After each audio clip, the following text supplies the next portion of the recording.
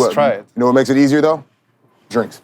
So basically what we've done in our products is that we brought all the CBD back. Okay. And we've lowered the amount of THC. So Okay. it's mid to low levels of THC Okay. and high levels of CBD in our drink. Okay. Our products are more for the mainstream market Okay. and more for like people who want to enjoy cannabis but are a little bit afraid of it. And together with that, we think it's time for a new story as well, a new cultural story for cannabis to be relevant.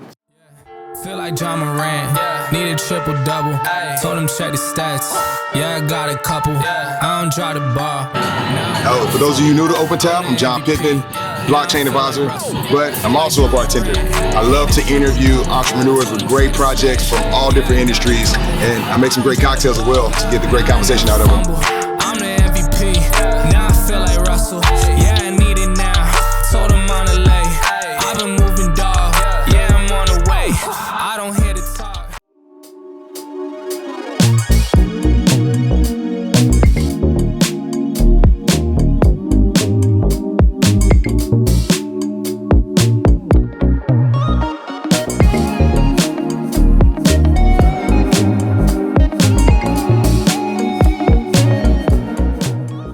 Everything's good, man. Vic. Yep. Nice to meet you. Hey, what's up, man? Robert. Yeah. How you Pleasure doing? to meet you guys. Good, man. Well, I'm John. All right. Nice to meet you. Big sir. Robert, nice to meet you guys. I will tell you what, this is actually unusual for me because most of the people that I've had on this show, I have met before, and this is actually the first time I've had somebody walk in and I met them the same day of the shooting. Oh, shit. So because of that, it's gonna be raw, it's gonna be real. But Yeah, you know let's what? try it. You know what makes it easier though? Drinks. Nice. Sounds good. So typically, when I have people show up on the show, I like to make up something special. But like I told you earlier, when in the pre-screening, bartenders are just making stuff up. So I'm about to make this up as I go, but hopefully you like it. I am a tequila connoisseur. All right, then. And where are you guys from originally? I'm from Stockholm, Sweden. We're actually both from Sweden. Really? Yeah, it's kind of weird. Yeah. It's long. We're a long way from home. Telling me. So do you guys drink tequila out there in Sweden, or is it like a vodka thing up there?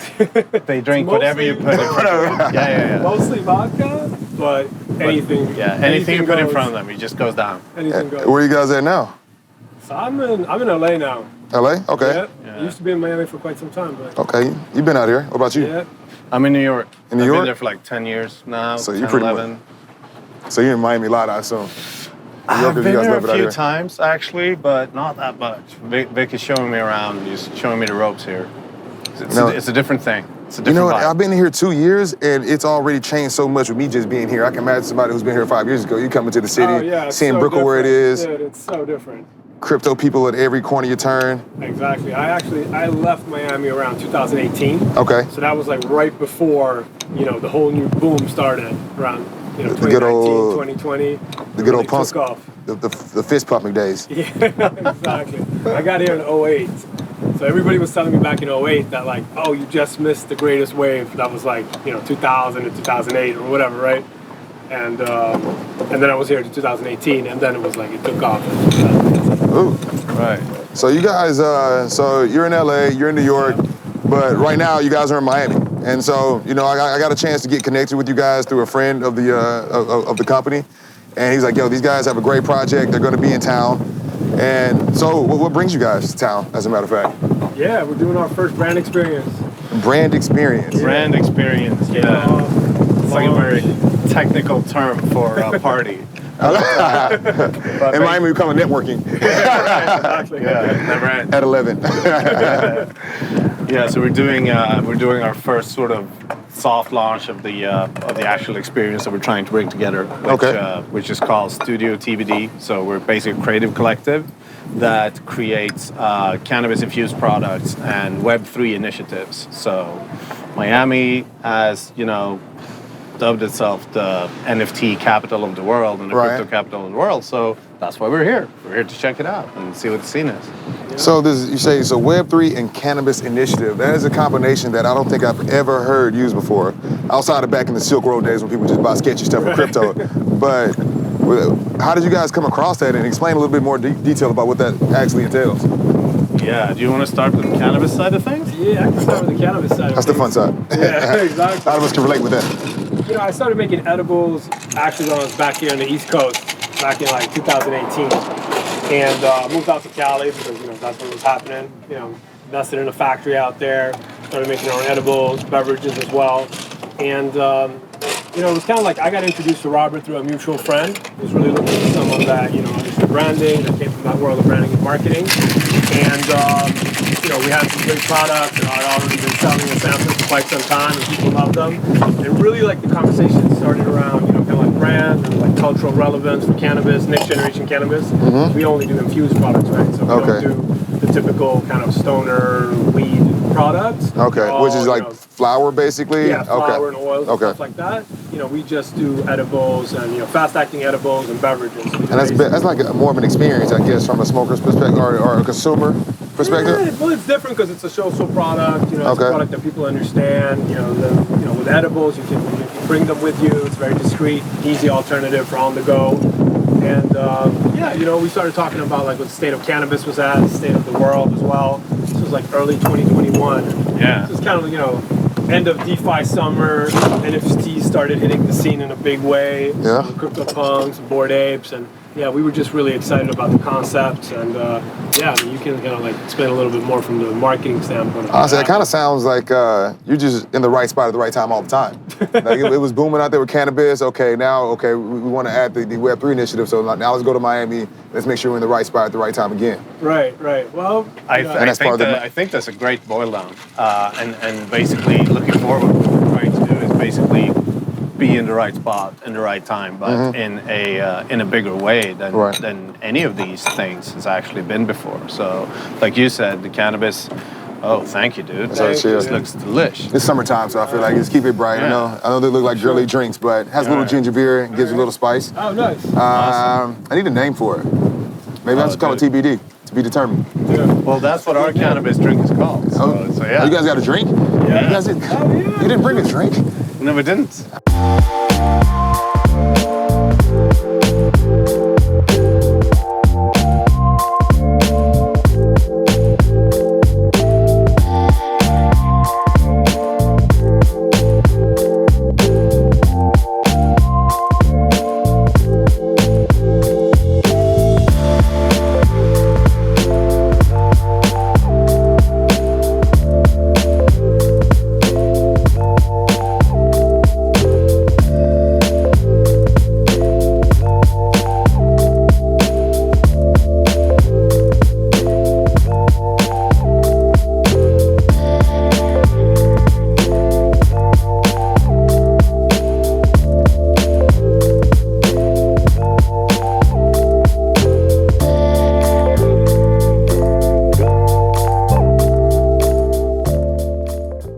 You're gonna have to come to the event. That's what's up. I'll get you a drink there. Is it green? Yeah. It better be green. It is. It's yellowish green. It's like a green tea peach lemonade. So it has a green tint to it, but it's more like a lemonade.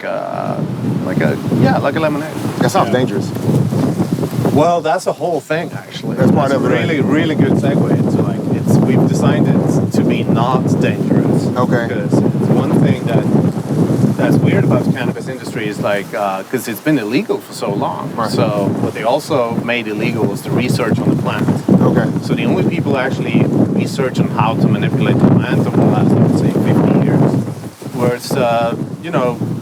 marijuana growers and drug dealers. Right. Because they wanted to make it stronger so they could smuggle smaller amounts and still charge the same price. Right. So what's happened since, let's say, the end of the 60s, the Summer of Love, Woodstock, 1969, the stuff that people smoked back then was like 5 to 7% THC and 5 to 7% CBD. That's nothing nowadays.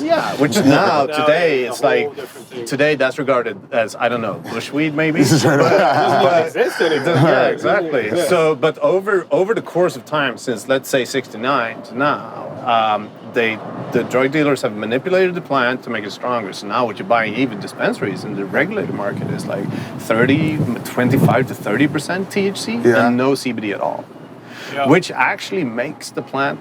Well, dangerous is a very strong word. I wouldn't say it makes it dangerous, but it makes it less enjoyable, I would say. And it actually increases, the risk for anxiety and like to become passive, maybe some anger issues and all that stuff. So, and that's like, what's funny is like, that's what they used. Those was the rhetoric that they used to make it illegal to start with. Okay. And then because it was illegal, the plant turned into more dangerous than it was supposed to be. So basically what we've done in our products is that we brought all the CBD back Okay. and we've lowered the amount of THC. So Okay. it's mid to low levels of THC Okay. and high levels of CBD in our drink. Okay. So, you know, it's basically designed for people who are not stoners, people who want to enjoy cannabis, but that, the people who are like, oh, every time they smoked, I didn't really enjoy the experience. Yeah. Got me like, it wasn't nice. And honestly, personally, that was my experience. Like, I ended up smoking a lot in college, and I mean, Right. I was just smoking, playing video games, eating Right. pizza, and it was just making me real lethargic. Then I just had that awakening, like, I gotta stop smoking. Right. And then I stopped it, got some things done, and I thought I could just go back to smoking like I Right. never left. It's a But whole now, different thing. those experiences is like now it makes me anxious. It makes me not social. So now it's like now it's inconvenience. I can't even enjoy it now how I used to now. But it's good Exactly. But the interesting part is, so when did you go to college? What was that, 10 years ago, 15 Yeah, it was years like 10 years ago. Yeah, so I would say probably the levels of THC in weed has probably doubled since you were Yeah, in college. true. So it's doubled. really has, It's yeah. doubled the strength, which is Yeah. crazy. Yeah, so it's like I also lost my, my sensitivity to it, but then it Yeah. also doubled at the same time. So now it's exponentially greater. Exactly. This is delicious. Is it? I appreciate Yeah, it, man. it's really I good. appreciate it, fellas. Really good. I haven't had a chance to taste You it need yet. a new name though, because you stole our name. That's fair. I know. I got. Yeah. I don't want to get sued. I just started this ginger in the there, new right? season. It is. It is. Keeps it interesting. I always Yeah. like looking for new tastes that kind of like keep my palate Yeah, surprised. it's delicious. You Man. made tequila delicious. That's. What do you mean? I make tequila delicious. Tequila's delicious by itself, man. Who says that, man? It's fighting words in Miami. So, all right, I understand you guys have these infusions using the CBD, and you guys have the drink. Is that pretty much the highlight for this weekend, or are you guys unveiling a lot of the other products as well? So we have both the drinks and the edibles here, which we're going to sample a little bit at our Okay. event that we're I'll be holding. there. Yeah, you should be. All Yeah, right. it's tomorrow night. It's in Wynwood. We have a gallery space. Okay. So which leads us into the whole NFT Web3 kind of thing. So Okay.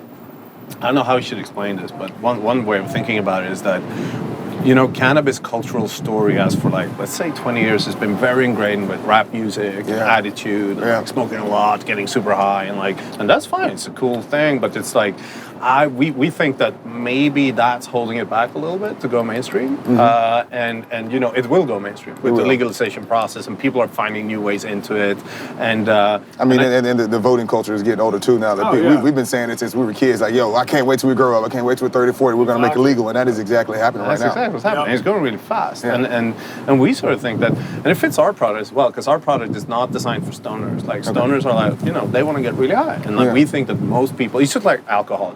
You don't see the mainstream alcohol user, like pound like 2 bottles of tequila every time Right. they have a drink. So At it's the noon, same just doesn't thing. leave the house just because they're blacked out. Yeah, exactly. So, and that's a little bit what's happening in cannabis. So, I think our products are more for the mainstream market Okay. and more for like people who want to enjoy cannabis but are a little bit afraid of it. And together with that, we think it's time for a new story as well, a new cultural story for cannabis to be relevant. So. And we think that, crypto and Web3, even if it sounds kind of weird, is like, it's a good story for cannabis because there are already huge overlaps. There are a lot of people that are into crypto, they're also into cannabis. And also, the thing with cannabis, when we talked about THC and levels, it's a complex story. Like, it's not like something that you pump out in like the 10-minute, or let's say 10-second ad on YouTube, right? Right. It's complex. And the whole NFT space actually, it enables deep and complex storytelling. Right. Because the NFT space, it creates all these communities around NFT projects, and they get really deep into what those projects are about. Right. So that's also why we're really looking at it. We think that that's going to be the future for not only storytelling, but also for venture creation, like startups, because like the whole NFT plus DAO kind of thing, it sort of, it create a lot of value and create communities and create brand ambassadors and have like a product market fit for your story at least, like in one go. And in the old world that happened yesterday, is like that would take years. First, like you have a story, you go to an investor, you make the product, try to sell the product, you get a community together, and maybe in a couple of years you can have some brand ambassadors that really love your brand and want to be like the face of it, or want to help spread it. In Web3, that can happen in a week.